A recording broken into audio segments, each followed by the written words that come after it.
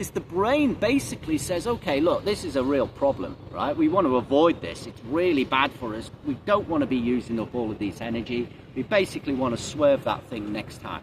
So what it does is it puts a little log inside of the brain into an area called the limbic system.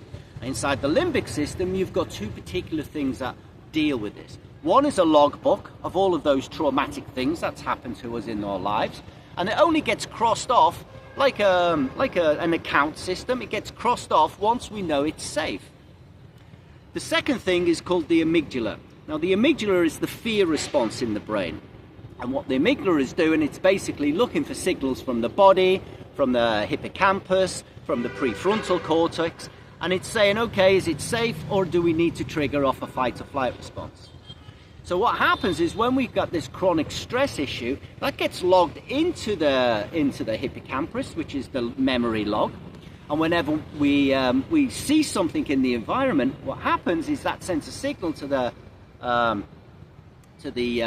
amygdala, and it says, right, trigger off the fight or flight response. But the problem is when we've got chronic stress, when we've been traumatized by PTSD, that stress signal doesn't get switched off. So occasionally it might when we sleep, occasionally it will, but the window of it closes and closes as time goes on. So what happens is when we eat food, instead of that food basically going down and getting used up, it gets stored as extra fat in the body. And that's the visceral fat that's the problem.